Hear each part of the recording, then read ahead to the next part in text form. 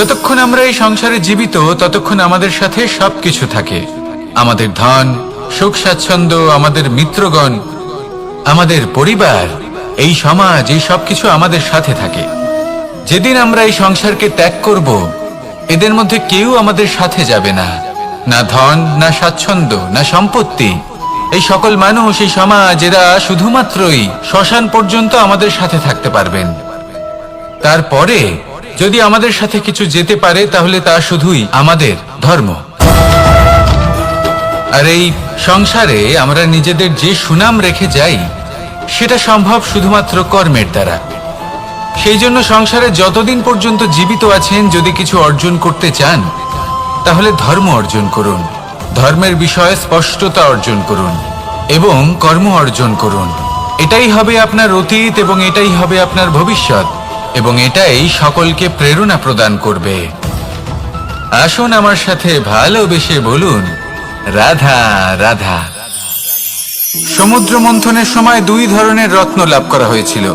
প্রথম হলাহল, যার প্রভাব থেকে এই সমস্ত সংসারের জীবের প্রাণ বাঁচানোর জন্য মহাদেব তাকে নিজের কণ্ঠে ধারণ করে নিয়েছিলেন। আর দ্বিতীয় অমৃত, যেটা কিঞ্চিত পরিমাণ মাত্রায় পাওয়া গেছিল। কখনো কখনো জীবনে এমন কোনো বস্তু যা আপনি প্রয়োজনের থেকেও অনেক বেশি মাত্রায় ভোগের জন্য লাভ করে থাকেন, তা আপনার জন্য বিষ প্রমাণিত হতে পারে। যেমন জল, প্রয়োজনের থেকে অনেক বেশি মাত্রায় যদি এই জল আসে তাহলে আপনার প্রাণ কাটতে পারে। কিন্তু পরিশ্রমের পরে এক পাত্র শীতল জল দ্বারা আপনি যদি স্নান করে নেন তাহলে তা আপনার শরীরের জন্য অমৃত হবে। পরিশ্রম করার পরে যদি আপনার শরীর এক পাত্র খাবার লাভ করে তাহলে তা আপনার শরীরের জন্য অমৃত। কিন্তু যদি কোনো পরিশ্রম না করেই আপনি দিনরাত শুধুই খাবার গ্রহণ করতে থাকেন তাহলে আপনার কাছে তা বিষ সমান। বিষ এবং অমৃত গ্রহণ করাটা আপনার উপরে নির্ভর করছে। কোনো বস্তু আপনার পক্ষে বিষও হতে পারে, আবার অমৃতও হতে পারে। নির্ভর করছে যে আপনি সেটা কিভাবে ব্যবহার করছেন, কতটা মাত্রায় ব্যবহার করছেন। আসুন আমার সাথে ভালোবেসে বলুন, রাধা রাধা। অনেক সময় আমাদের মনে এই ভাবনা আসে যে আমাদের নিরীহ স্বভাবের সুযোগ নিয়ে এই সংসারের মানুষ শুধু আমাদের দুঃখই দেয়। কতবার এমন মনে হয় যে আমরা সবাইকে সাহায্য করার জন্য এগিয়ে যাই আর সকলে আমাদেরই দোষ দেয়। অনেক সময় এমন মনে হয় যে আমরা শুধুই সৎকর্ম করি, সকলের ভালো চাই, কিন্তু সকলে আমাদেরই বিষয়ে খারাপ কথা বলতে থাকে। দুঃখ হয়, কিন্তু আমাদের এটা ভেবে দেখা উচিত যে মানুষ আম গাছের গায়ে পাথর ছোড়ে, শাল গাছের গায়ে পাথর কেন ছোড়ে না? কারণ এই আম গাছে পাওয়া যায় মিষ্টি এবং সুস্বাদু ফল। অন্যদিকে শাল গাছ থেকে আমরা কি পাই? শুধুই কাঠ। তাই যদি আপনাকে কেউ কথা শোনায়, আপনাকে কোনো কিছুতে বাধ্য করার চেষ্টা করে, আপনার বিষয়ে অনুচিত কথা বলে, তাহলে নিশ্চয়ই আপনার মধ্যে এমন বিশেষ কিছু আছে যা তাদের মধ্যে নেই। নিজের মধ্যে আত্মবিশ্বাস বাড়িয়ে তুলুন, ধন্যাত্মক ভাব আনুন, সৎকর্ম করতে থাকুন। কোনো কটুতা এই মনে প্রবেশ করতে দেবেন না। এই মন সুপ্রসন্ন হয়ে বলবে, রাধা রাধা।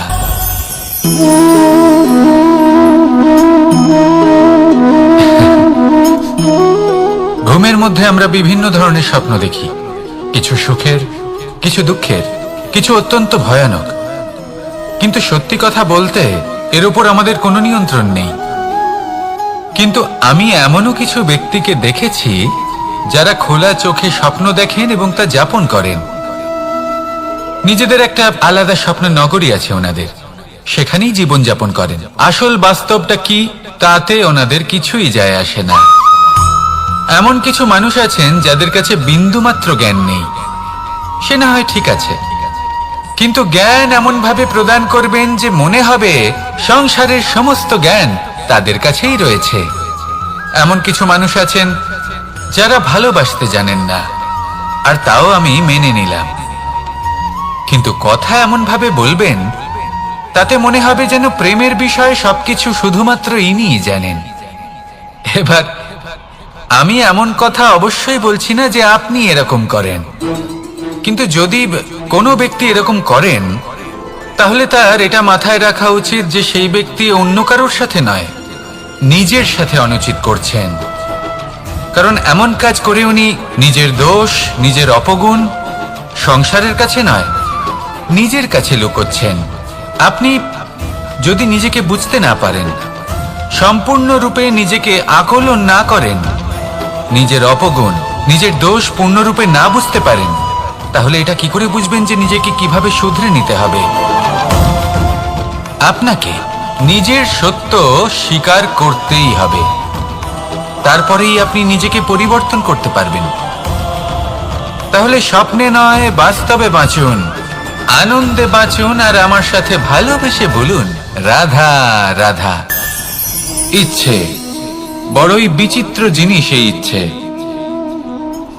যদি তা পূর্ণ না হয় তাহলে তা ক্রোধকে জন্ম দেয়, যদি তা পূর্ণ হয় তাহলে লোভকে জন্ম দেয়, যদি সময়ের মধ্যে পূর্ণ না হয় তাহলে শোককে জন্ম দেয়, আর যদি সময়ের পূর্বেই পূর্ণ হয়ে যায় তাহলে অহংকারকে জন্ম দেয়। সকলের ইচ্ছে থাকে, আপনারও অবশ্যই থাকবে, তা অবশ্যই পূরণ করবেন। কিন্তু একটা কথা মনে রাখবেন, আপনার এই জীবন এটা কোনোভাবেই আপনার ইচ্ছে পূরণ করার মাধ্যম নয়। এ হলো ধৈর্য সাধনের এক মাধ্যম, নিয়ন্ত্রণ করার এক মাধ্যম। নিয়ন্ত্রণ নিজের কামনার ওপর, নিজের ইচ্ছের ওপর, নিজের আবেগের ওপর। কারণ ইচ্ছে এটা হলো সেই অশ্বের মতো যা একবার লাগাম ছাড়া হয়ে গেলে আপনার হাত থেকে যদি এই লাগাম বেরিয়ে যায় তাহলে তা আপনাকে সোজা বিনাশের পথে নিয়ে যেতে পারে। কিন্তু যদি আপনি একে নিয়ন্ত্রণ করতে পারেন তাহলে এটা আপনাকে সাফল্যের শিখরে অবশ্যই পৌঁছে দিতে পারে। তাহলে ইচ্ছেগুলিকে নিয়ন্ত্রণ করুন আর আমার সাথে ভালোবেসে বলুন রাধা রাধা। আমরা সকলে শক্তি অনুভব করতে চাই। এবার যদি আপনাকে জিজ্ঞেস করা হয় যে সবথেকে বেশি শক্তির অনুভব কোথা থেকে করা সম্ভব, তখন কেউ কেউ বলবেন পুষ্টিকর আহার গ্রহণ করলে, ব্যায়াম করলে, কেউ বলবেন ধন লাভ করলে, বন্ধুদের থেকে, পরিবারের থেকে, আদি ইত্যাদি। এইভাবে আপনি শক্তির অনুভব অবশ্যই করতে পারেন, কিন্তু সবথেকে বেশি শক্তির অনুভব যদি আপনি করতে চান তাহলে তা পাবেন শুধু একতার দ্বারা, সংগঠনের দ্বারা।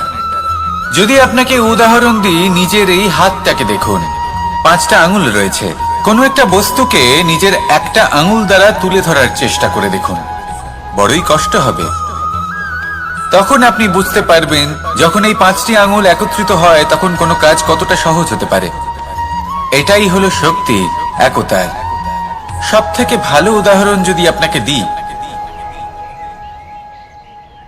তাহলে বাঁশি। এই বাঁশি থেকে অত্যন্ত মধুর সুর নির্গত হয় যা সবার মন প্রসন্ন করে দেয়। এই কথা সত্যি, কিন্তু এই বাঁশি আমি একটা বা দুটো আঙুল দিয়ে বাজাতে পারবো না। আমাকে প্রত্যেকটা আঙুল ব্যবহার করতেই হবে, তবেই এর থেকে মধুর সুর নির্গত হবে যা সকলকে প্রসন্ন করবে, ঠিক কিনা? ঠিক এইভাবেই যদি আপনি চান যে আপনার জীবনরূপী বাঁশি থেকেও মধুর সুর নির্গত হোক বা সবার মনকে প্রসন্ন করে তুলুক, তাহলে আপনাকেও জীবনে একতা নিয়ে আসতেই হবে। আপনি একাও কর্ম করতে পারেন, পথ চলতেও পারেন, সামনেও এগোতে পারেন, সাফল্যও লাভ করতে পারেন। কিন্তু যখন সকলে একসাথে এগোবেন, সেই পথে চলবেন, সেই কর্মই করবেন, তখন লক্ষ্যে অবশ্যই পৌঁছবেন, সাফল্য অবশ্যই লাভ করবেন। কিন্তু সেই সাফল্য এবং তার আনন্দর সংমিশ্রণটাই একটু অন্যরকম হবে। তাই জীবনে ঐক্যবদ্ধ হন, একসাথে মিলে এগোতে থাকুন, আর আমার সাথে ভালোবেসে বলুন রাধা রাধা। আমাদের মধ্যে এমন অনেক মানুষ আছেন যারা বই পড়তে পছন্দ করেন, অনেক মানুষ আছেন যারা ভিন্ন ভিন্ন রকমের কাহিনী পড়েন। এবার পড়তে পড়তে মাঝে এমন একটা অধ্যায় অবশ্যই আসে যা আমাদের হৃদয় স্পর্শ করে যায়। আমরা হৃদয় যন্ত্রণা অনুভব করি, তাও আমরা সেই কাহিনী শেষ পর্যন্ত পড়ি, এবং তখন আমরা বুঝতে পারি যে সেই যন্ত্রণাময় অধ্যায়টি কেন এসেছিল, তার থেকে আমরা কি শিক্ষা পেলাম, এবং আমরা অবশেষে লক্ষ্যেও পৌঁছলাম। কিন্তু যদি সেই যন্ত্রণাদায়ক অধ্যায়টিতে আপনি থেমে যান, আপনি যদি এটা ভাবেন যে আমি আর পড়তে পারবো না, তাহলে আপনি জানতেও পারবেন না যে পরবর্তীতে কি হতে চলেছে। এই মন দুঃখে ভরে উঠবে, মনে প্রশ্ন আসতেই থাকে যার উত্তর আমরা পাই না, নিজেদের লক্ষ্য বুঝতেই পারি না। এইভাবেই আমাদের জীবনেও যদি এমন কিছু হয় যা অত্যন্ত দুঃখজনক, যদি এমন কোনো কঠিন অধ্যায় আপনার জীবনে আসে, থামবেন না। তাহলে আপনার জীবনের কাহিনীর একটি যন্ত্রণাদায়ক দুঃখজনক অধ্যায় মাত্র।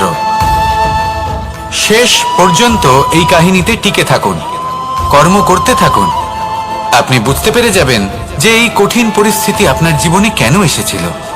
আপনি শিক্ষাও লাভ করবেন এবং লক্ষ্যও লাভ করবেন। আসুন আমার সাথে ভালোবেসে বলুন, রাধা রাধা। খুব সুন্দর একটা কাহিনী আছে। একবার এক ব্যক্তি নিজের অসফলতার জন্য ত্রস্ত হয়ে সময় দেবতার তপস্যা করতে বসলেন। উনি তপস্যা করলেন এবং সময় দেবতা প্রসন্ন হলেন, মানুষের রূপ ধারণ করে ওনার সামনে প্রকট হলেন।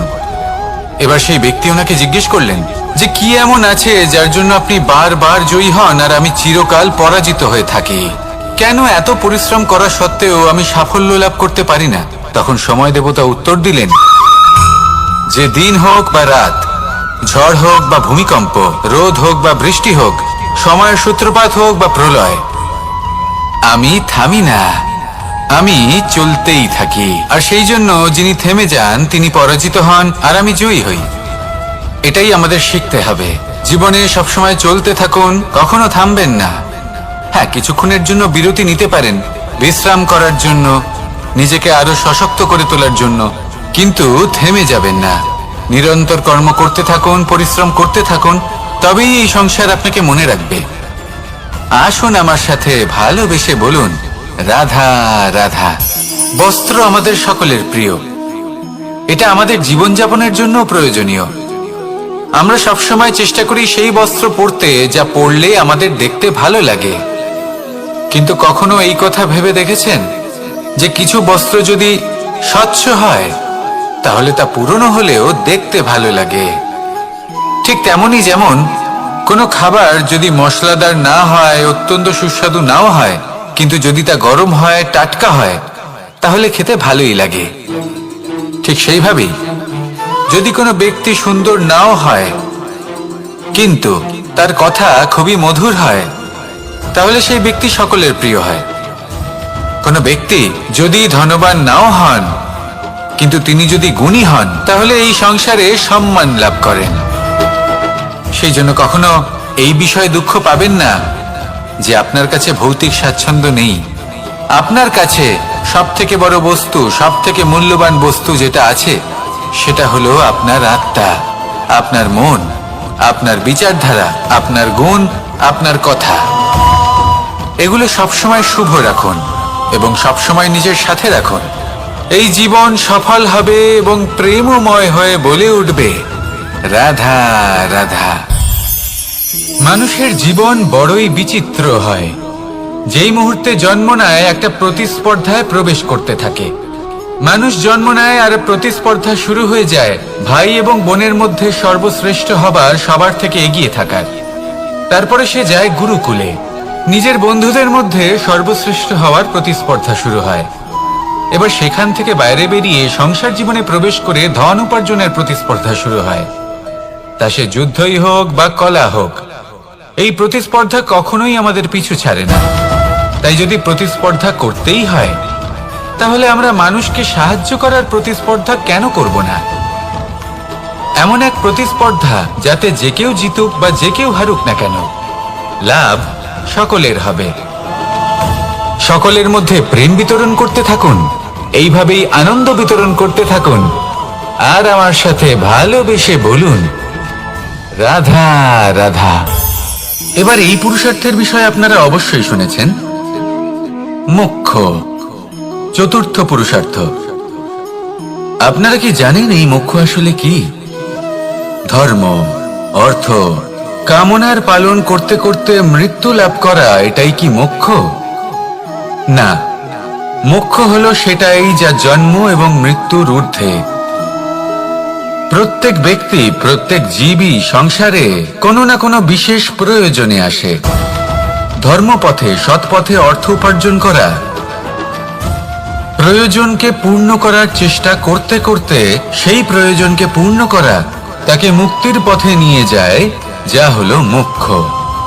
যদি এই মোক্ষ লাভ না হয় তাহলে মানুষ জন্ম এবং মৃত্যুর এই চক্রে বারবার ফিরে আসবে। তাই নিঃস্বার্থভাবে সদ্ভাব নিয়ে কর্ম করুন, সকলকে ভালোবাসুন, আর আমার সাথে বলুন রাধা রাধা। জল এ হলো জীবনের আধার পঞ্চতত্ত্বের মধ্যে একটি, আর অত্যন্ত বিশেষ।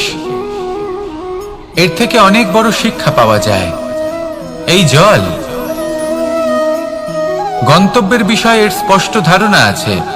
ও জানে ওর লক্ষ্য কি, আর প্রয়াস করে ততদূর সে পৌঁছেও যায়। এটি পর্বত থেকে বয়ে নিচে নেমে আসে, নদীর সাথে সমাহিত হয়ে তার সাথে বয়ে চলে, চিরসবুজ বনানী গড়ে তোলে, প্রাণীদের তৃষ্ণা নিবারণ করে, সামনে এগিয়ে চলে, মানুষের সাথে মিলিত হয়। যারা একে বাঁধের মধ্যে বেঁধে রাখতে চেষ্টা করে সে বন্দি দশাতেও থেকে যায়, মানুষের কল্যাণ করে।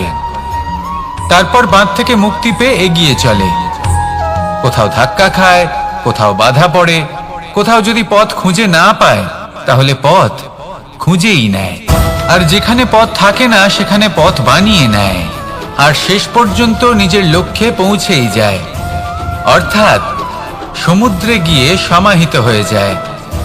আমাদেরও কিছুটা এরকমই হয়ে উঠতে হবে। যেখানেই যাবেন সকলের কল্যাণ করুন, সামনে এগোন। আপনি কোথাও পড়ে গেলে, ধাক্কা খেলে আঘাত লাগবেই, উত্থান পতন লেগেই থাকে। সামনে এগোতে থাকুন। কোথাও পথ না পেলে তা খুঁজে নিন, কোথাও পথ না থাকলে তা বানিয়ে নিন। নিজের গন্তব্যের কথা সব সময় মনে রাখুন। শেষ পর্যন্ত নিজের মোক্ষ লাভ আপনি অবশ্যই করবেন। আর আমার সাথে ভালোবেসে বলুন রাধা রাধা।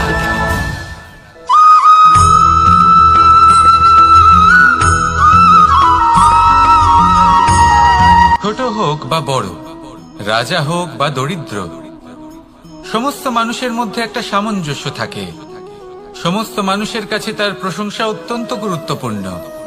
সে খুবই প্রসন্ন হয় যদি আপনি তার প্রশংসা করেন, কিন্তু আপনি যদি তাকে এটা বলেন যে এটা তোমার ভুল ছিল, তোমার কিছু খামতি ছিল, তখন সেটা সে মানতে রাজিই থাকে না। সব মানুষ এটা শুনতে পছন্দ করে যে সে যেটা করেছে সেটাই সর্বোত্তম। এবার আমি আপনাকে একটা কথা বলি, এ হলো নিন্দা, এ হলো প্রশংসা, আর এই হলো সত্য, যা সবার থেকে উচ্চস্থানীয়। সেই জন্য মানুষ আয়না দেখে। আয়না তাকে তার সৌন্দর্য দেখায় না, তাকে দেখায় যা সত্য, যাতে মানুষ আরো সুন্দর হওয়ার চেষ্টা করতে থাকে। তাই আয়না অত্যন্ত গুরুত্বপূর্ণ সত্যকে জানার জন্য। জীবনে নিন্দুকের মাহাত্ম্য প্রশংসকের মাহাত্ম্যের থেকে অনেক বেশি। কেন? কারণ তারা আপনাকে আপনার খামতি দেখায়, আপনার ভুলগুলো বুঝিয়ে দেয়, আপনাকে একটা সুযোগ দেয় নিজেকে শুধরে নিতে, নিজেকে আরো শ্রেষ্ঠ করে তুলতে, যা প্রশংসক করতে পারে না। তাই জীবনে যদি কখনো নিন্দা করা হয় তাকে ভালোবেসে গ্রহণ করুন, ধন্যাত্মক রূপে গ্রহণ করুন। যদি নিজেকে কোনো শিক্ষা দেওয়া সম্ভব হয় তাহলে অবশ্যই দিন। দেখবেন মন প্রসন্ন হয়ে বলবে রাধা রাধা। মানুষ যখন কোনো শক্তি লাভ করে তখন সে নিজেকে বলশালী মনে করে। শক্তি লাভ করলেই তার মধ্যে অহংকার চলে আসে, অভিমান চলে আসে।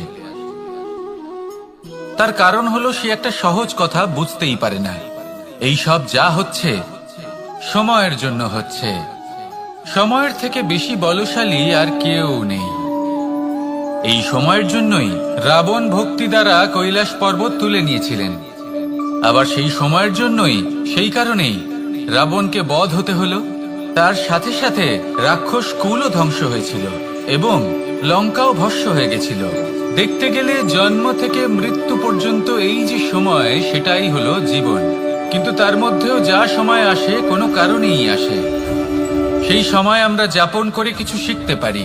তাই আজ যে সময় আপনার হাতের কাছে আছে তাকে মুষ্টিবদ্ধ করে রাখুন, তাকে সামলে রাখুন, তাকে সংযত করে রাখুন, অনুভব করুন, তার থেকে কিছু শিখুন, তাকে কোনোভাবেই ব্যর্থ হতে দেবেন না।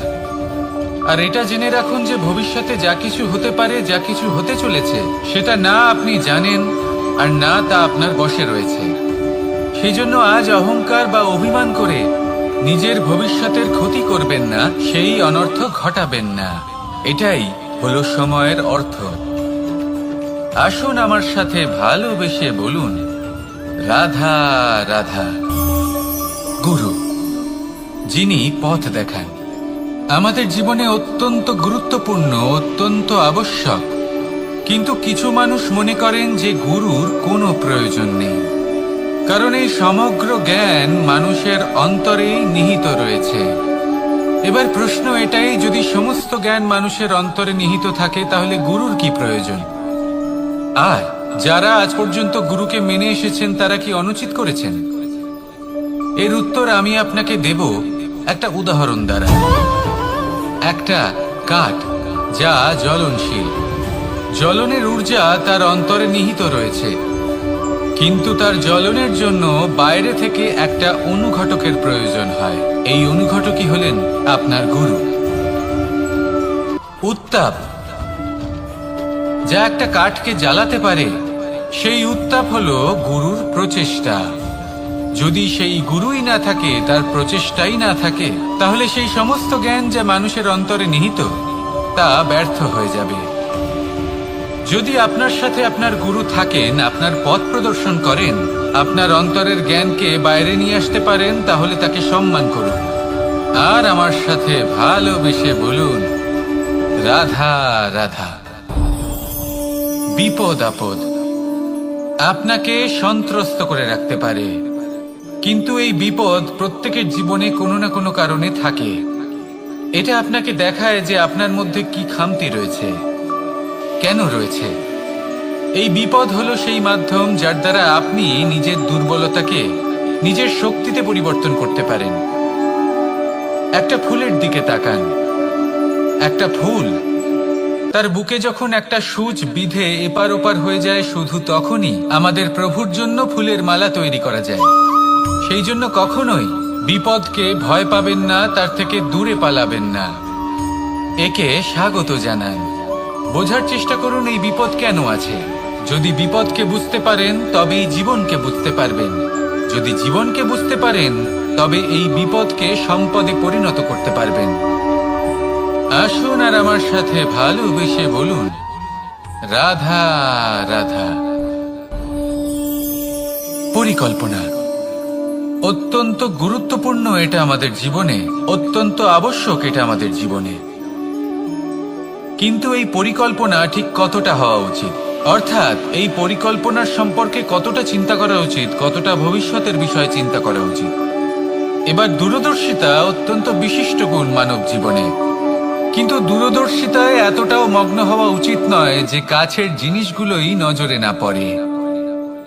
আজকের কথা বাদ দিয়ে শুধুই ভবিষ্যৎ নিয়ে চিন্তা করা অনুচিত। এবার দেখুন, পরিকল্পনা করুন, কিন্তু তার থেকে বেশি উপভোগ করুন। এই মুহূর্ত সম্পর্কে অবগত নয়, কিন্তু ভবিষ্যতের কথা আমরা চিন্তা করতে থাকি। আমি এটা অনুভব করতে চাই, ওইটা অনুভব করতে চাই, ওই আনন্দ প্রাপ্ত করতে চাই। এটা অনুচিত। পরিকল্পনা করুন, সংযত করুন, কিন্তু আজকে, বর্তমানকে, এই মুহূর্তকে, জীবনের বাস্তবিক আনন্দ এটা, আর জীবন যাপনের সব থেকে শ্রেষ্ঠ পথও এটা। আসুন আমার সাথে ভালোবেসে বলুন, রাধা রাধা। কখনো কখনো মনে এই ভাবনা আসতেই পারে যে ঈশ্বর আজ পর্যন্ত এত রূপে অবতীর্ণ হয়েছেন, এতবার এই পৃথিবীতে এসেছেন, তারপরেও এই সংসারে কোথাও না কোথাও এই পাপ বসবাস করে। এটার কারণ কি? এটার কারণ আমরা স্বয়ংই। যখন কোনো ব্যক্তি এই পৃথিবীর পথপ্রদর্শন করে, এই সংসারকে উচিত দিশা দেখায়, এই সংসারের মঙ্গল করে, আমরা সেই ব্যক্তিকে মানুষ থেকে ঈশ্বর বানিয়ে ফেলি। সেই ব্যক্তির পতন স্বয়ং আমাদের হাতেই হয়ে যায়, কারণ সেই ব্যক্তি তার শ্বাস প্রশ্বাসের জন্য হয় না। সেই ব্যক্তি হলো সেই ভাবনা যা সে এই সংসারকে প্রদান করেছে। আমরা সেই ব্যক্তির ভাবনাটারই অন্ত করে দিই। এটা উচিত নয়। আমরা ওনাকে প্রভু মেনে নিই। প্রভু মানার পর আমরা ওনার কাছে প্রার্থনা করি, হে প্রভু আমাদের সাহায্য করুন। যদি উনি প্রভুও হন, তাও উনি পৃথিবীতে এসেছেন মনুষ্য রূপে। যা কর্ম করেছেন, যা শক্তি প্রাপ্ত করেছেন, এই দেহ থেকেই প্রাপ্ত করেছেন আপনাদের এটা বোঝানোর জন্য যে এই কাজ আপনিও করতে পারেন। যারা সৎ আত্মা থাকেন তাদের জন্য সর্বশ্রেষ্ঠ শ্রদ্ধাঞ্জলি হলো এটাই যে আপনি তাদের পদচিহ্ন অনুসরণ করে চলুন। না ওনাদের স্মরণে থাকুন, না পুষ্পের মালা ওনাদের চরণে রাখুন, বরং তাদের ভাবনাকে অনুসরণ করে সেই ভাবনা নিয়ে এগিয়ে চলুন। এটা না শুধু আপনার জন্য, বরং সমগ্র সংসারের জন্য লাভদায়ক। তাহলে এটাই করুন আর আমার সাথে ভালোবেসে বলুন, রাধা রাধা। যখন কঠোর রোদে আমাদের শরীর উত্তপ্ত হয়ে যায়, আমরা গরম অনুভব করি, তখনই যদি বর্ষা হয় আর বৃষ্টির জলের ফোঁটা আমাদের শরীরে এসে পড়ে, তখন কেমন অনুভূতি হয়? বর্ষার এই জলের ফোঁটা যখন ধরিত্রীতে পড়ে, তখন যে নাদ উৎপন্ন হয়, মনে হয় যেন এক সঙ্গীত। এমন এক সঙ্গীত যা স্থিরতার সাথে আমাদের বুঝিয়ে দেয় যে এই সূর্যের উত্তাপ, এই রোদ, তা চিরকালের জন্য থাকবে না। সূর্যের কিরণের যতই তেজ থাকুক, যখন বর্ষা আসবে এই রোদের কিরণকে শীতল করবে। সূর্যের তেজ যতই বেশি হোক না কেন, কখনো না কখনো কালো মেঘ আসবে আর সূর্যকে ঢেকে দেবে। অর্থাৎ এই প্রকৃতি আমাদের শিক্ষা দেয় যে কারোর প্রকাশ, যে কারোর মেধা চিরকাল টিকে থাকে না। এবার যদি কথা বলি অন্ধকারের বিষয়ে, তবে রাত্রির কালো অন্ধকারকে একটা জোনাকির আলো পরাজিত করে। অর্থাৎ অন্ধকারও চিরকালের জন্য বজায় থাকে না। এটা কি আমরা বুঝলাম? তবে আপনাদের দুটো সহজ প্রশ্ন করব। জীবনে যখন কিছুই আপনাদের সাথে চিরকাল থাকবে না, তাহলে অহংকার কি নিয়ে? আর জীবনে যদি প্রত্যেক দুঃখ, বিপদ, সমস্যা একটা সময়ের পর আপনাকে ছেড়ে চলে যায়, তাহলে পরাজয় মানবেন কেন? এই দুশ্চিন্তা ত্যাগ করুন, এই অহংকার ত্যাগ করুন, আসক্তি ত্যাগ করুন আর আমার সাথে ভালোবেসে বলুন, রাধা রাধা। ভোজন। এই সংসারে যেই হোক না কেন, কোনো মানুষ হোক, কোনো প্রাণী হোক, কোনো কীট হোক বা কোনো বনস্পতি হোক, প্রত্যেকের জন্য ভোজন অতি আবশ্যক। কারণ ভোজন থেকেই শক্তি পাওয়া যায়, আর সেই শক্তি দিয়েই সংসারের, আমাদের জীবনের সমস্ত কার্য করা যায়। এবার এমন এক ধরনের শক্তি হয় যা শীতের ঋতুতে সূর্য থেকে আমরা পেয়ে থাকি, আর আরেক ধরনের উত্তাপ হয় যা দিয়ে ভোজন রান্না করা হয়, সুস্বাদু নানান ধরনের ভোজন। এবার অত্যন্ত গুরুত্বপূর্ণ হলো যে ব্যক্তি সেই ভোজন বানাচ্ছেন তার মানসিক পরিস্থিতি এবং সেই ব্যক্তি যিনি ভোজন গ্রহণ করছেন তার মানসিক অবস্থা। যখনই আপনি ভোজন বানাচ্ছেন, তখন ভালোবাসার সাথে কাজটা করুন, ধন্যাত্মক ভাব নিয়ে, সৎ ভাবনার সাথে। কারণ আপনার এই মানসিক স্থিতি শক্তির আকারে সেই খাদ্যের সাথে মিলে মিশে যায়। আর যখনই আপনি ভোজন গ্রহণ করছেন, তখন সদ্ভাবনার সাথে, প্রসন্নতার সাথে গ্রহণ করুন, ধন্যাত্মক ভাব নিয়ে।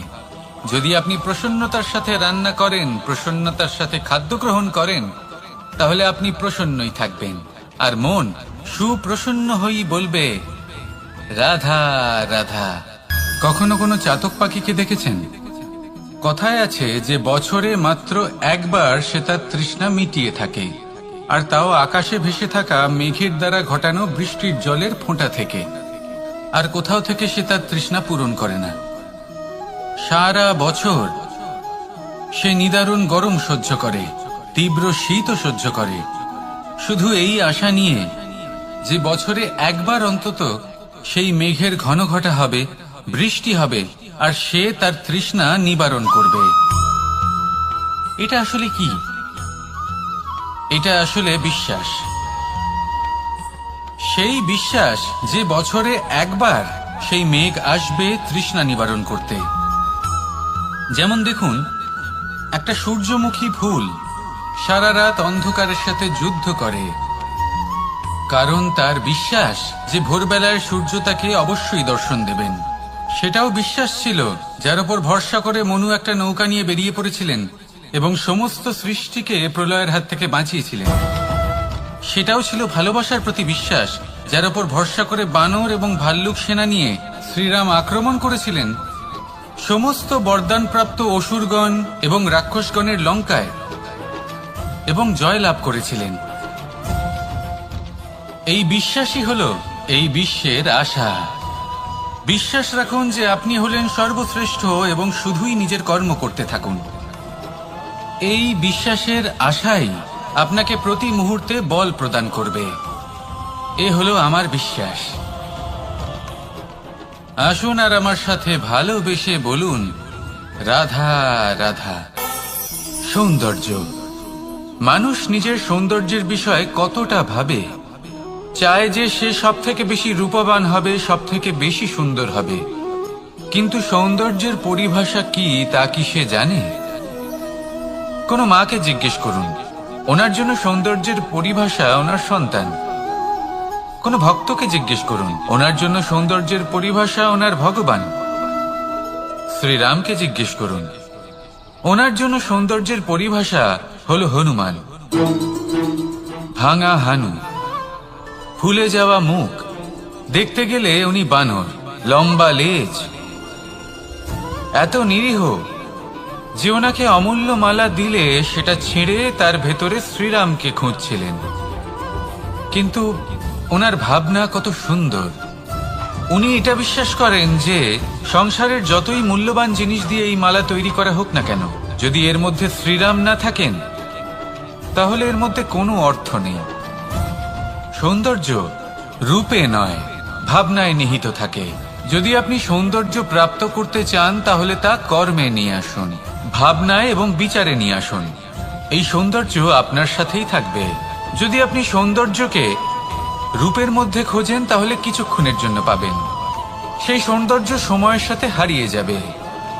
সৌন্দর্য যদি পেতে চান, খুঁজতেই চান, তাহলে হৃদয় খুঁজুন, কর্মে খুঁজুন। মন প্রসন্ন হয়ে বলবে, রাধা রাধা। ব্যায়াম, এই শব্দ আমরা সকলে শুনেছি, আর এটা সারা জীবন আমাদের সাথেই থাকে কোনো না কোনো রূপে। যখন আমরা জন্মগ্রহণ করি, চলতে শিখি, প্রথমে আমরা হামাগুড়ি দিয়ে চলি, পরে চলতে চেষ্টা করি কিন্তু পড়ে যাই। তখন আমাদের বাড়ির গুরুজনেরা আমাদের আটকান না। ওনারা মনে করেন এইভাবেই আমাদের সন্তান চলতে শিখবে, এইভাবেই তার পা আরো মজবুত হবে, যা অত্যন্ত গুরুত্বপূর্ণ। এইবার জীবনকালে যতই আমরা এগোতে থাকি, এই ব্যায়াম বিভিন্ন রূপে আমাদের সাথেই থাকে। কিন্তু আপনি কি জানেন যে এই ব্যায়ামের তাৎপর্য আসলে কি? আপনি কি জানেন এই ব্যায়ামের মর্ম আসলে কি?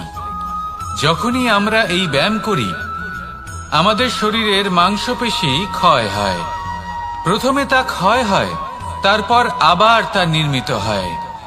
আরো শ্রেষ্ঠ, আরো শক্তিশালী মাংসপেশি আমরা লাভ করি। অর্থাৎ এই ব্যায়াম হলো সৃজনের বিজ্ঞান। এই ব্যায়াম আমাদের জন্য অত্যন্ত আবশ্যক। সেই জন্য জীবনে যখনই কোনো কিছু নষ্ট হয়ে যায়, চলে যায়, তখন হতাশ হয়ে পড়বেন না, তাকে পুনর্নির্মাণ করার চেষ্টা করবেন। আর এই শিক্ষা আমরা লাভ করি পাখিদের থেকে। যখনই বর্ষা হয়, ঝড় আসে, যখন পাখির বাসা ভেঙে চুরমার হয়ে যায়, তারা হার মেনে নেয় না। সে আবার অল্প অল্প করে সব খুঁজে একত্রিত করে আবার নিজের বাসা বানিয়ে তোলে। পুনরায় এক জীবনকে জন্ম দেয়, এক নতুন পরিবারকে জন্ম দেয়। তাই মনে রাখবেন, জীবনে এইভাবেই যদি আপনি নির্মাণ করতে চান, সৃজন করতে চান, তাহলে সেই নির্মাণের জন্য ভাঙনের অভিজ্ঞতা থাকা অত্যন্ত আবশ্যক। ভগ্ন বস্তুকেও সম্মান করা অত্যন্ত আবশ্যক।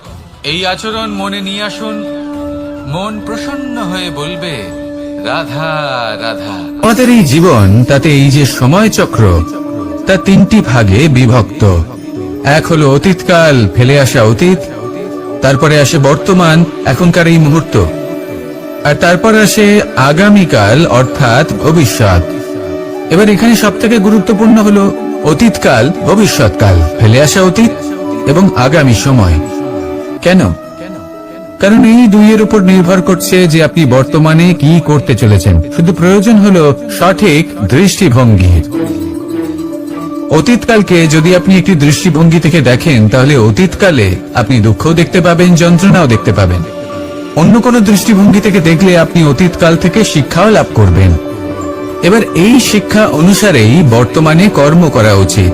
এবং যদি ভবিষ্যতের কথা বলি, তাহলে বলবো ভবিষ্যতের কথা ভেবে আপনি আজ অবশ্যই চিন্তিত হতে পারেন। অন্য একটি দৃষ্টিভঙ্গি থেকে দেখলে এই ভবিষ্যতেই আপনি একটি লক্ষ্য, একটি উদ্দেশ্য দেখতে পাবেন, যে আপনি কি করতে চান, কি লাভ করতে চান। এবার সেই অনুসারে বর্তমানে কর্ম করা উচিত, ভবিষ্যৎ এবং অতীতকাল অনুসারে। এভাবেই যদি জীবনে কর্ম করতে থাকেন, আপনার এই বর্তমানের দিনগুলো আপনি একটু নতুন ভাবে বাঁচতে পারবেন। এভাবেই যদি জীবনে এগোতে থাকেন, তাহলে আপনার জীবনে আনন্দের উদ্ভব হতে কেউ বাধা দিতে পারবে না। আসুন আমার সাথে ভালোবেসে বলুন রাধা রাধা।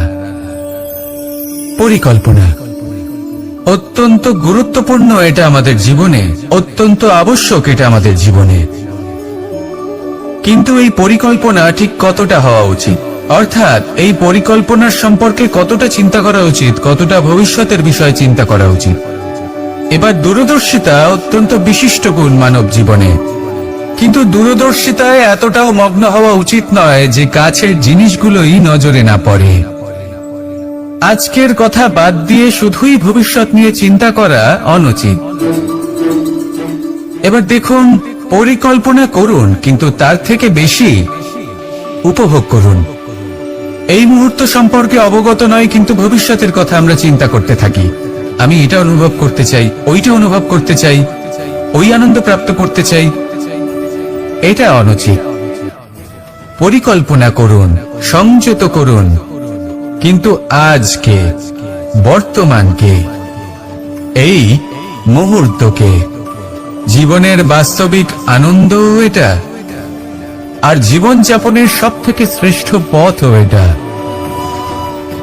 আসুন আমার সাথে ভালোবেসে বলুন রাধা রাধা। মানুষ কখনো কখনো সময়কে নিয়ন্ত্রণ করতে চেষ্টা করে, কখনো কখনো সময়ের গুরুত্ব বুঝতে পারে না। এটা ভাবে যে এই কিছু মুহূর্ত কেটে যাক, একে অতিবাহিত করি, তাহলে কি বা হবে, কয়েকটা মুহূর্ত মাত্র। কিন্তু তা নয়। আজকের একটা মুহূর্ত ভবিষ্যতের অনেক বড় পরিবর্তনের ভিত হতে পারে। আজকের একটা মুহূর্ত আপনার ভবিষ্যৎকে উজ্জ্বল করে তুলতে পারে। সেই জন্য ছোট ছোট মুহূর্তগুলিকে অদেখা করবেন না। সময়কে কাজে লাগান, পূর্ণরূপে কাজে লাগান। এবার যদি আপনি কাউকে সাহায্য করতে চান আর সেই কারণেই যদি থেমে থাকেন, তাহলে ঠিক আছে, কারণ আপনি কাউকে সাহায্য করে তার জীবনকে আরো ভালো করে তুলতে চাইছেন, আরো শ্রেষ্ঠ করতে চাইছেন। এই পুণ্য, এই কর্ম ফিরে আপনার কাছেই আসবে আর আপনার জীবনকে শুভ করে তুলবে। কিন্তু যদি আপনি আলস্যের কারণে থেমে থাকেন এবং কিছুই না করেন, সময় নষ্ট করেন, তাহলে কিন্তু একটাই ঘটনা ঘটবে, আপনার ভবিষ্যৎ বিপদগ্রস্ত হয়ে পড়বে, আর কিছুই নয়। সেই জন্য এটা বোঝা প্রয়োজন যে কখন থামতে হবে এবং কেন থামতে হবে। যদি আপনার থামার কারণ এবং সময় অনুচিত হয়ে থাকে, তাহলে আপনার ভবিষ্যৎ কখনোই উচিত হতে পারে না। সেই জন্য সময়কে সম্মান করুন আর পূর্ণ ব্যবহার করতে শিখুন। আর আমার সাথে ভালোবেসে বলুন রাধা রাধা। বিপদ আপদ আপনাকে সন্ত্রস্ত করে রাখতে পারে, কিন্তু এই বিপদ প্রত্যেকের জীবনে কোনো না কোনো কারণে থাকে। এটা আপনাকে দেখায় যে আপনার মধ্যে কি খামতি রয়েছে, কেন রয়েছে। এই বিপদ হলো সেই মাধ্যম যার দ্বারা আপনি নিজের দুর্বলতাকে নিজের শক্তিতে পরিবর্তন করতে পারেন। একটা ফুলের দিকে তাকান। একটা ফুল তার বুকে যখন একটা সূচ বিঁধে এপার ওপার হয়ে যায়, শুধু তখনই আমাদের প্রভুর জন্য ফুলের মালা তৈরি করা যায়। সেই জন্য কখনোই বিপদকে ভয় পাবেন না, তার থেকে দূরে পালাবেন না, একে স্বাগত জানান। বোঝার চেষ্টা করুন এই বিপদ কেন আছে। যদি বিপদকে বুঝতে পারেন তবেই জীবনকে বুঝতে পারবেন। যদি জীবনকে বুঝতে পারেন তবেই এই বিপদকে সম্পদে পরিণত করতে পারবেন। আসুন আর আমার সাথে ভালোবেসে বলুন, রাধা রাধা। জীবনে সবথেকে বেশি গুরুত্বপূর্ণ বস্তু কি? বাড়ি, বাহন, সোনা, ধন। যদি আমি সত্যি বলি তাহলে জীবনের সবথেকে বেশি গুরুত্বপূর্ণ বস্তু কোনো বস্তুই নয়। যদি কিছু গুরুত্বপূর্ণ থাকে তাহলে তা হলো অনুভূতি, করুণা, মিত্রতা, মাতৃত্ব, বাৎসল্য, আর সবথেকে বেশি গুরুত্বপূর্ণ ভালোবাসা। নিজেদের এই জীবনে যদি আপনি শুধুমাত্র বস্তুর খেলাতে মেতে থাকেন তাহলে জীবনে আনন্দ কখনোই থাকবে না। নিজের এই জীবনকে অনুভূতির পীঠস্থান বানিয়ে তুলুন। এই মন প্রসন্ন হয়ে বলবে, রাধা রাধা। সাগরের ঢেউ সমুদ্র তটে ধাক্কা খেয়ে, পাথরের সাথে ধাক্কা খেয়ে তার আকার বদলে দিতে পারে। বিভিন্ন আকারের পাথরে এদের ঘষে ঘষে গোলাকার বানিয়ে দিতে পারে, কিন্তু এই সাগরের ঢেউ এদের নিজেদের আকার কখনো বদলায় না। কিন্তু এমন কেন? কারণ এরা বিচ্ছিন্ন হয়েও আবার একত্রিত হতে জানে। অর্থাৎ যখন এরা বিচ্ছিন্ন হয় তখন মতভেদ অবশ্যই, কিন্তু আবার একত্রিত হওয়া হলো এদের একতার প্রতীক। দেখুন, ঝগড়াঝাটি, তর্ক বিতর্ক, মতভেদ এগুলো জীবনের অভিন্ন অঙ্গ, কিন্তু এদের কখনো মনে প্রবেশ করতে দেবেন না। যদি মনে প্রবেশ করেও ফেলে তাদের মনে ঘর করতে দেবেন না, এদের বের করে ফেলুন। এই ঝগড়াঝাটি, তর্ক বিতর্ক, মতভেদ এদের সারা জীবন সাথে নিয়ে চলবেন না। যদি একসাথে নিয়ে চলতে চান তাহলে সকলকে একসাথে নিয়ে চলুন, ঢেউয়ের মতো। একতায় বিশ্বাস রাখুন। একসাথে মিলে যদি এগোতে থাকেন তাহলে অনেক দূর পৌঁছবেন, নয়তো শুধু দূরের কথা ভেবেই যাবেন। কি চান সেই সিদ্ধান্ত আপনারই। আসুন আর আমার সাথে ভালোবেসে বলুন, রাধা রাধা। জীবনে কিছু শেখা অত্যন্ত গুরুত্বপূর্ণ। এবার কি কি শিখতে হবে সেই সব শেখানোর জন্য অনেক শিক্ষক রয়েছেন, কিন্তু কি শিখবেন না আর কি করবেন না এটা আমাদের নিজের অভিজ্ঞতা দিয়ে শিখতে হয়। কিন্তু তার মানে এটা নয় যে যদি আপনাকে শিখতে হয় যে আগুনের তাপ কতটা, আপনাকে আগুনের মধ্যে হাত দিতে হবে। না, অন্য কারোর অভিজ্ঞতা দ্বারাও শিখতে পারেন। প্রশ্ন শুধুমাত্র একটাই যে আপনি কি শিখতে চান নাকি চান না। যদি আপনি এটাই ভাবেন যে আমি শুধুই নিজের অভিজ্ঞতা দ্বারাই শিখতে চাই, তাহলে জীবনকাল ছোট মনে হবে, অনেক কিছুই শিখতে পারবেন না। তাই নিজের সাথে সাথে বড়দের অভিজ্ঞতা দ্বারাও শেখা শুরু করে দিন। এই সংসারের অভিজ্ঞতা দ্বারা শিখতে শুরু করে দিন। আর এটা নিশ্চিত রূপে শেখা আবশ্যক যে কখন কি করবেন না, কোথায় থামতে হবে আর কোথায় থামবেন না। তাহলে আসুন আর আমার সাথে ভালোবেসে বলুন, রাধা রাধা।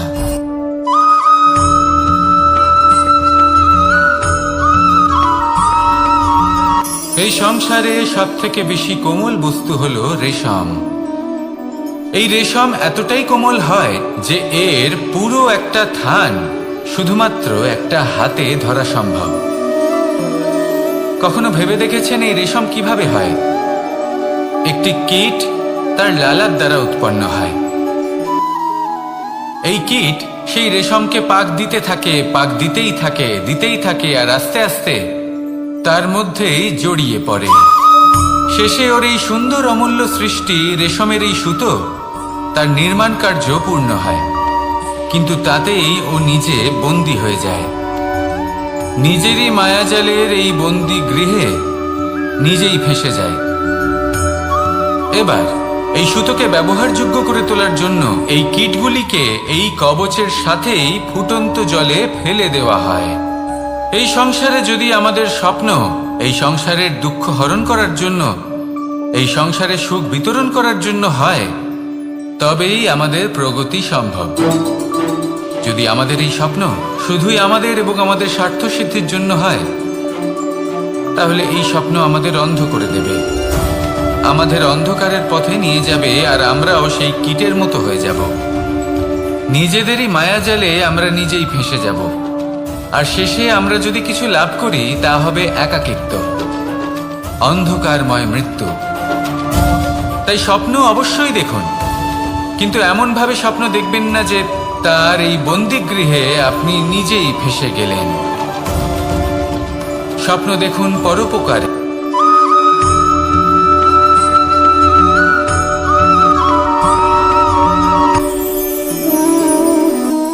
শক্তি এক অত্যন্ত বিচিত্র বস্তু, বা বলতে পারেন অনুভূতি।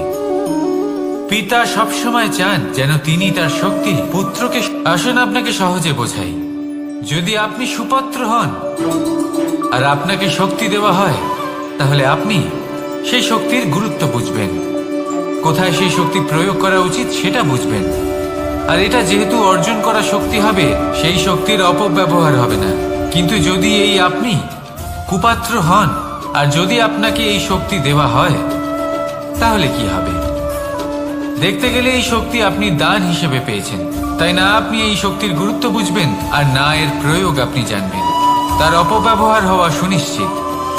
তাই যদি আপনি কোনো শক্তি অর্জন করতে চান, তাহলে আগে তার যোগ্য হয়ে উঠুন, পুত্র নয় পাত্র হয়ে উঠুন। আর আমার সাথে ভালোবেসে বলুন, রাধা রাধা।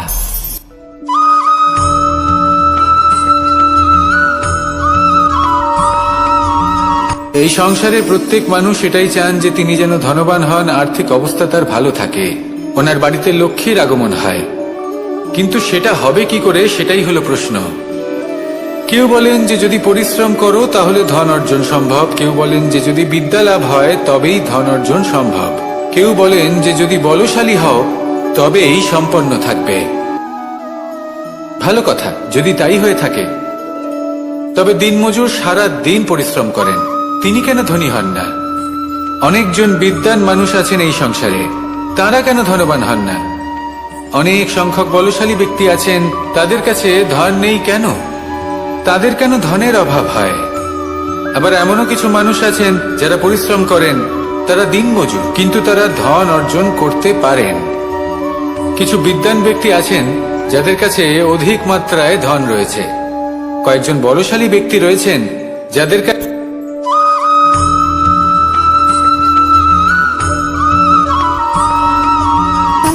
সুখ, দুঃখ এবং শক্তি, এই তিন হলো এই সংসারের ত্রিদেবের মতো। আমাদের জীবনে যা কিছু ঘটছে এই তিনটির ভিত্তির উপরেই হচ্ছে। আসলে এই সংসারের একটা নিয়ম আছে, যখনই আপনি কিছু লাভ করেন, এই সংসার আপনার পরীক্ষা নেয়। এটা জানার জন্য আপনার পরীক্ষা নেয় যে আপনি যা কিছুই লাভ করেছেন, আপনি কি আদৌ সেটার যোগ্য কিনা। ঠিক সেইভাবেই এই সুখ, দুঃখ এবং শক্তি আপনার পরীক্ষা নিয়ে থাকে। যখন সুখ আসে তখন সে আপনার পরীক্ষা নেয় যে আপনার মধ্যে অহংবোধ জাগ্রত হয়নি তো। যদি অহংবোধ চলে আসে তাহলে সুখ সেখানেই সঙ্গ ত্যাগ করে। দুঃখ আপনার ধৈর্যের পরীক্ষা নিতে থাকে, আর যদি আপনার মধ্যে ধৈর্য না থাকে তাহলে এটা আপনাকে আরো বেশি দুঃখের গভীর অন্ধকারে ঠেলে দেবে। সেখানে শক্তি পরীক্ষা নেয় আপনার বিনম্রতার। যদি আপনি বিনম্র না হন, তাহলে হয় এই শক্তি আপনার সঙ্গ ত্যাগ করবে, নয় এই শক্তি বিনম্রতার অভাবে আপনার পতনের কারণ হতে পারে।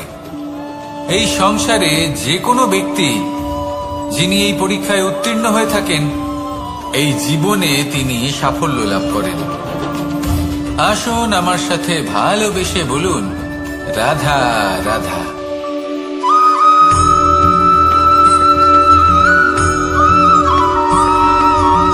পঞ্চতত্ত্বের মধ্যে দ্বিতীয় তত্ত্ব হল ধরণী, ভূমি, যাকে আমরা ধরণী মাতা বলি। এই ধরণী ধৈর্য ধারণ করে, আর এর ওপরেই আমাদের সমগ্র সংসার নির্ভরশীল। কারণ এই ভূমি সহ্য ক্ষমতা রাখে, এর সহ্য ক্ষমতা হলো অপরিসীম। সন্তান যতই আঘাত প্রদান করুক না কেন, প্রেম পূর্বক সহ্য করে, আর তার বদলে অমূল্য রত্ন প্রদান করে। সন্তান যদি হাল চালায়, তাহলে তার বদলে তাকে অন্ন প্রদান করে। এটাই হলো ধরণী। এবার এর থেকে আমরা কি শিক্ষা পেতে পারি? এটাই যে কারোর জন্য কিছু করা বা কাউকে কিছু দেওয়া মনে কোনো কামনা ছাড়াই। আর এই কথাটা বুঝে যান, যদি কারোর জন্য কামনা না রেখে বা কোনো পাওয়ার আশা না রেখে কারোর জন্য কিছু করেন বা কারোকে কিছু দেন, যদি এটা আপনি শিখতে পারেন, তবে আপনি ভালোবাসতে শিখে গেছেন। আর সেই জন্যই এই ধরিত্রীকে মাতা বলা হয়। কারণ মাতা শুধু উনি নন যিনি গর্ভে সন্তানকে ধারণ করেন, মাতা তো উনিও যিনি জীবন বাঁচতে শেখান, যিনি জীবন বাঁচার উদাহরণ প্রদান করেন। তাহলে ধরণীর থেকে এই নিঃস্বার্থ ভাব শিখুন, নিঃস্বার্থ ভালোবাসা শিখুন, আর এই ভালোবাসার সাথেই বলুন, রাধা রাধা।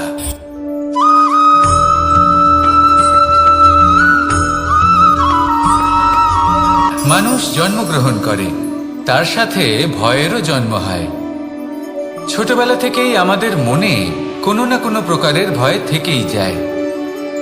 কেউ এই বিষয়ে ভয় পায় যে তার কোনো বস্তু তার থেকে দূরে চলে যাবে, কেউ এই বিষয়ে ভয় পায় যে আমি নিজেকে হারিয়ে ফেলব, কেউ এই ভেবে ভয় পায় যে আমার প্রিয়জনেরা তারা যেন আমার থেকে দূরে না চলে যায়, কেউ এই ভেবে ভয় পায় যে আমরা যেন পথ না হারিয়ে ফেলি, আদি ইত্যাদি। কিন্তু সত্যি কথা বলতে, ভেবে দেখুন এই ভয় বাস্তবে কি? শুধুই একটা মনস্থিতি, আর কিছুই নয়।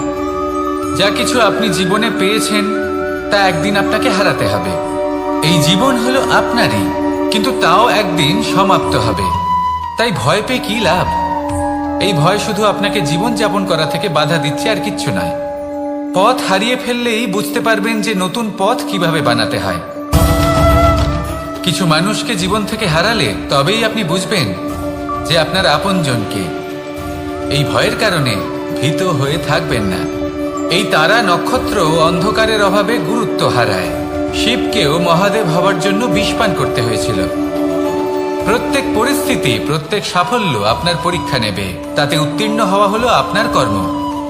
যখনই আপনি ভয় পাবেন বা সংকটের সম্মুখীন হবেন, তখন সাহসের সাথে তার সম্মুখীন হন। মনে রাখবেন, যে সম্মুখীন হতে জানে, সাফল্য তার সাথে সবসময় থাকে। আসুন আর আমার সাথে ভালোবেসে বলুন, রাধা রাধা।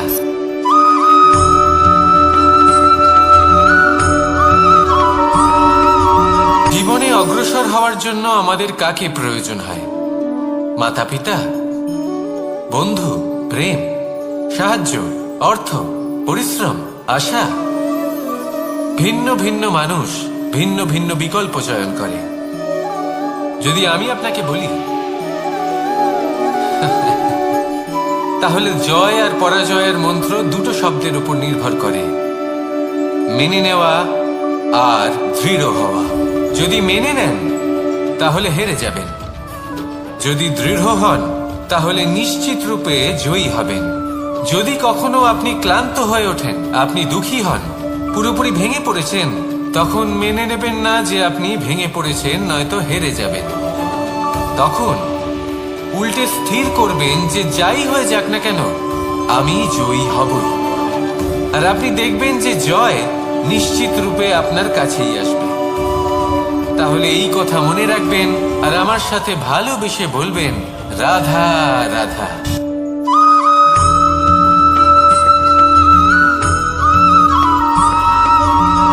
এই সংসারে কোনো বস্তু হোক বা ব্যক্তি হোক, তার একার গুরুত্ব কিন্তু খুব বেশি নয়। একটা উদাহরণ হিসেবে বৃষ্টির ফোঁটাকে ভেবে দেখুন। যদি একটি বৃষ্টির ফোঁটা হয় তাহলে তার খুব বেশি গুরুত্ব থাকে না, কিন্তু যখন সহস্র বৃষ্টির ফোঁটা মেঘের মধ্যে দিয়ে ঝরে পড়ে তখন সেটা বর্ষার রূপ ধারণ করে। সেই বর্ষা যা এই প্রকৃতিকে শান্ত করে। সেইভাবেই পাথরের ছোট টুকরো তার খুব বেশি গুরুত্ব থাকে না, কিন্তু যখন অসংখ্য পাথরের টুকরো একত্রিত হয় তখন তা পর্বতের আকার ধারণ করে।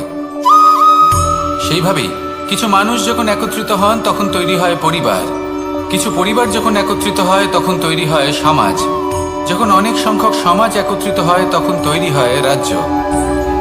এবার এই রাজ্যের সব থেকে গুরুত্বপূর্ণ ব্যক্তি হতে পারেন রাজা, কিন্তু তাও সেই রাজা একা কিছু করতে পারেন না। যুদ্ধ লড়ার সময় তারও নিজের সৈন্যদলকে প্রয়োজন পড়ে। কিন্তু এই সংসারে এমন একজন ব্যক্তি আছেন যিনি একাই সব কাজ করতে থাকেন, এবং সেই ব্যক্তি হলেন মা। আমাদের জীবনে একজন পিতার ভূমিকা কিন্তু নিঃসন্দেহে অমূল্য, কিন্তু আমাদের সকলের জীবনে যে ভূমিকা একজন মায়ের তা অন্য কারোর থাকে না। একজন মা একাই সন্তানকে বড় করতে পারেন, সংস্কারী করে তুলতে পারেন, তার জন্য পরিশ্রম করেন। আর এত কিছু কাজ করার পরেও তার কাজের জন্য তিনি প্রশংসা অবশ্য পান না। উল্টে যদি সেই সন্তান অনুচিত পথে চালিত হয়, অনুচিত কর্ম করে, তখন সেই মাকেই অপবাদের পাত্র হয়ে উঠতে হয়। আমাদের জীবনে মায়ের যোগদান কতটা সেটা বুঝুন। আপনাকে বড় করে তোলার জন্য উনি কতটা পরিশ্রম করেছেন সেটা বুঝুন। আজ থেকে, এখন থেকে, এই মুহূর্ত থেকে মাকে সম্মান করতে শিখুন। যখন সময় পাবেন, যখন সুযোগ হবে, তখন তার প্রশংসা করুন, ওনারও ভালো লাগবে। আর মায়ের এই মমতার জন্য, তার এই ভূমিকার জন্য আসুন সবাই মিলে আমরা তাকে প্রণাম করি, আর সকলে মিলে ভালোবেসে বলি, রাধা রাধা।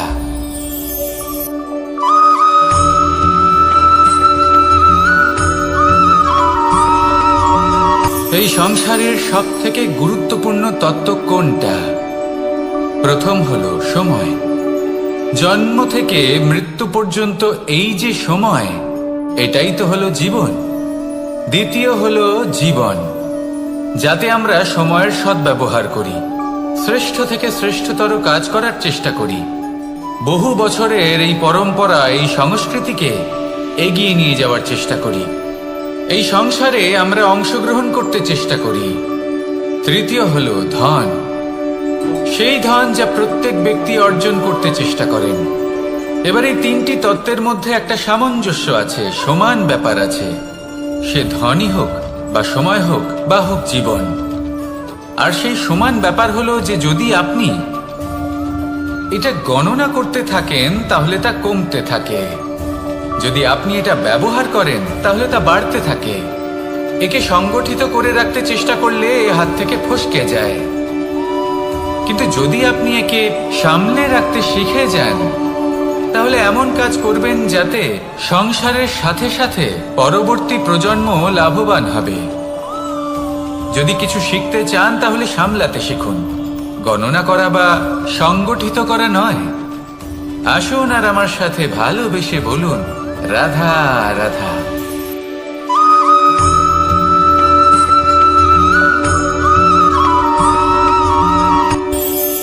এই সংসারে আমরা প্রকাশ কোথা থেকে পাই? এর উত্তর বড়ই সরল। ভোরে যখন সূর্যোদয় হয় তখন প্রকাশের কিরণ আমাদের ঘরে এসে পৌঁছয়। এইভাবেই আমরা প্রকাশ লাভ করি।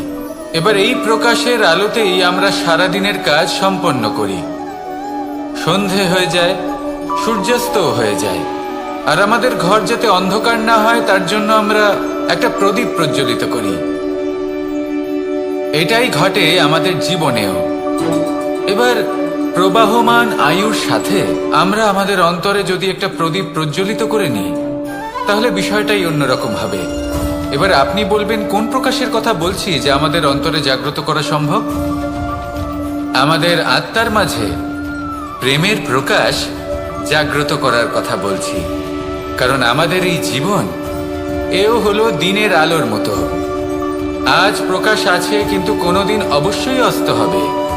কিন্তু অস্ত হবার আগে যদি আমরা আমাদের আত্মার মাঝে প্রেমের এই প্রকাশ উজ্জ্বলিত করে নিই, তাহলে আমাদের সন্ধ্যাকালও আমরা আনন্দে এবং প্রেমে যাপন করব। তাহলে আসুন আর আমার সাথে ভালোবেসে বলুন, রাধা রাধা।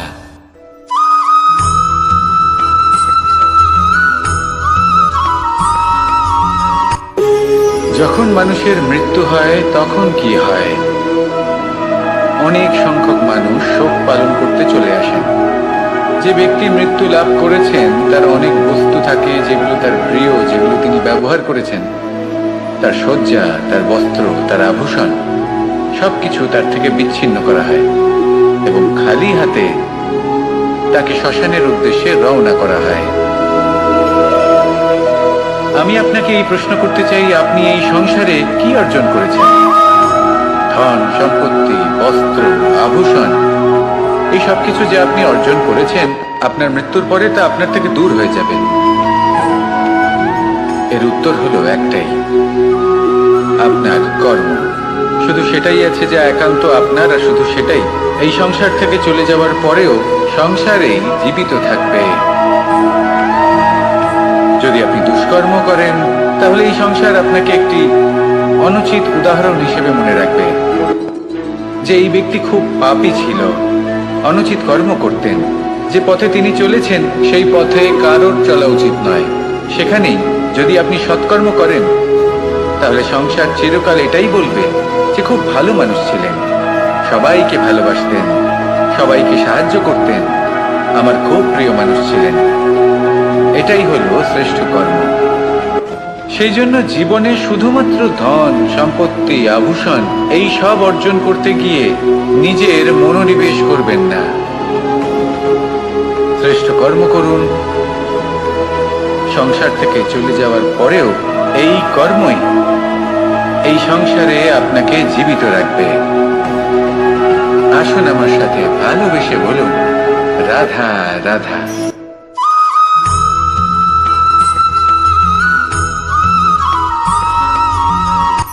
এই সংসারে সাফল্য লাভ করার জন্য জ্ঞানের প্রয়োজন হয়, পরিশ্রমের প্রয়োজন হয়, দৃঢ় নিষ্ঠার প্রয়োজন হয়, নিরন্তর চেষ্টা করা প্রয়োজনীয়। কিন্তু আরো কিছু আছে যা অত্যন্ত প্রয়োজনীয় এবং গুরুত্বপূর্ণ। তা হলো ভালো বন্ধু। তাদের থাকা অত্যন্ত প্রয়োজনীয়। যদি ভালো বন্ধু থাকে, তাহলে সময় এলে তারা ঢাল হয়ে আপনাকে সুরক্ষা করবেন। সময় এলে অস্ত্রের মতো শত্রুকে সংহারও করবেন। যদি তিনি জ্ঞানী হন, তাদের মধ্যে সদ্গুণ থাকে, তাহলে এই সব গুণ আপনার মধ্যেও প্রবেশ করবে। তাহলে সাফল্যের জন্য ভালো বন্ধু পাওয়া অত্যন্ত প্রয়োজনীয়। কিন্তু শুধু বন্ধু কেন, ভালো শত্রুও থাকা প্রয়োজনীয়। এবার আপনি ভাববেন, এ আমি কি বললাম?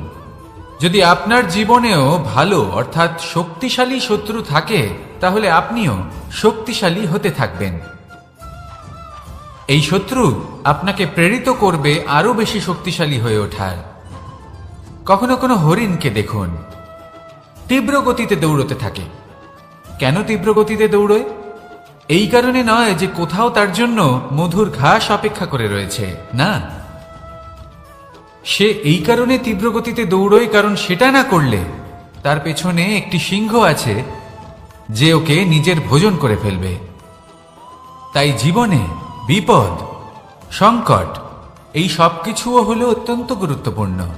তার সম্মুখীন হতে শিখুন আর আমার সাথে ভালোবেসে বলুন, রাধা রাধা।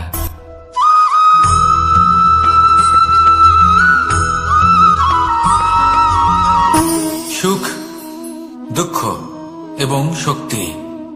এই তিন হলো এই সংসারের ত্রিদেবের মতো। আমাদের জীবনে যা কিছু ঘটছে এই তিনটির ভিত্তির উপরেই হচ্ছে। আসলে এই সংসারের একটা নিয়ম আছে, যখনই আপনি কিছু লাভ করেন এই সংসার আপনার পরীক্ষা নেয়। এটা জানার জন্য আপনার পরীক্ষা নেয় যে আপনি যা কিছুই লাভ করেছেন আপনি কি আদৌ সেটার যোগ্য কিনা। ঠিক সেইভাবেই এই সুখ, দুঃখ এবং শক্তি আপনার পরীক্ষা নিয়ে থাকে। যখন সুখ আসে তখন সে আপনার পরীক্ষা নেয় যে আপনার মধ্যে অহংবোধ জাগ্রত হয়নি তো। যদি অহংবোধ চলে আসে তাহলে সুখ সেখানেই সঙ্গ ত্যাগ করে। দুঃখ আপনার ধৈর্যের পরীক্ষা নিতে থাকে, আর যদি আপনার মধ্যে ধৈর্য না থাকে তাহলে এটা আপনাকে আরো বেশি দুঃখের গভীর অন্ধকারে ঠেলে দেবে। সেখানে শক্তি পরীক্ষা নেয় আপনার বিনম্রতার। যদি আপনি বিনম্র না হন তাহলে হয় এই শক্তি আপনার সঙ্গ ত্যাগ করবে, নয় এই শক্তি বিনম্রতার অভাবে আপনার পতনের কারণ হতে পারে।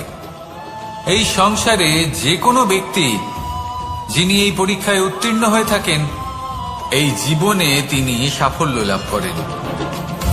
আসুন আমার সাথে ভালোবেসে বলুন, রাধা রাধা।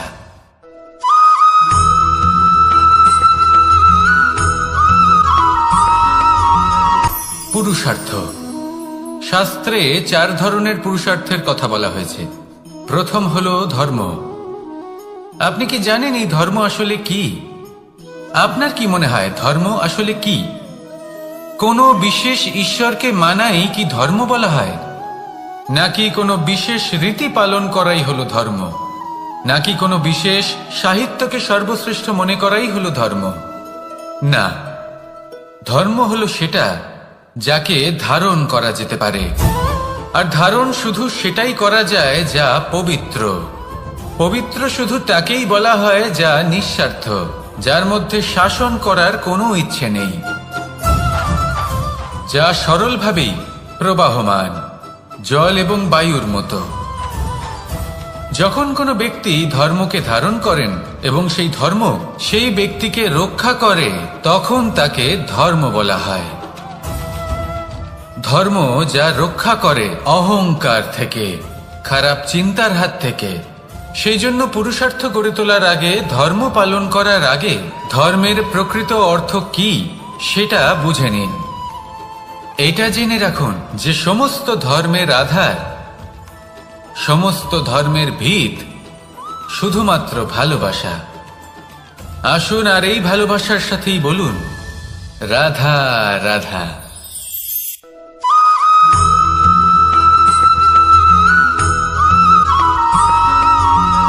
এই সংসারে সবথেকে বেশি কোমল বস্তু হলো রেশম। এই রেশম এতটাই কোমল হয় যে এর পুরো একটা থান শুধুমাত্র একটা হাতে ধরা সম্ভব। কখনো ভেবে দেখেছেন এই রেশম কিভাবে হয়? একটি কীট তার লালার দ্বারা উৎপন্ন হয়। এই কীট সেই রেশমকে পাক দিতে থাকে, পাক দিতেই থাকে, আর আস্তে আস্তে তার মধ্যেই জড়িয়ে পড়ে। শেষে ওর এই সুন্দর অমূল্য সৃষ্টি রেশমের এই সুতো তার নির্মাণ কার্য পূর্ণ হয়, কিন্তু তাতেই ও নিজে বন্দী হয়ে যায়। নিজেরই মায়াজালের এই বন্দী গৃহে নিজেই ফেঁসে যায়। এবার এই সুতোকে ব্যবহারযোগ্য করে তোলার জন্য এই কীটগুলিকে এই কবচের সাথেই ফুটন্ত জলে ফেলে দেওয়া হয়। এই সংসারে যদি আমাদের স্বপ্ন এই সংসারের দুঃখ হরণ করার জন্য, এই সংসারে সুখ বিতরণ করার জন্য হয়, তবেই আমাদের প্রগতি সম্ভব। যদি আমাদের এই স্বপ্ন শুধুই আমাদের এবং আমাদের স্বার্থ সিদ্ধির জন্য হয়, তাহলে এই স্বপ্ন আমাদের অন্ধ করে দেবে, আমাদের অন্ধকারের পথে নিয়ে যাবে, আর আমরাও সেই কীটের মতো হয়ে যাব। নিজেদেরই মায়াজালে আমরা নিজেই ফেঁসে যাব, আর শেষে আমরা যদি কিছু লাভ করি তা হবে একাকিত্ব, অন্ধকারময় মৃত্যু। তাই স্বপ্ন অবশ্যই দেখুন, কিন্তু এমন ভাবে স্বপ্ন দেখবেন না যে তার এই বন্দিগৃহে আপনি নিজেই ফেঁসে গেলেন। স্বপ্ন দেখুন পরোপকারে।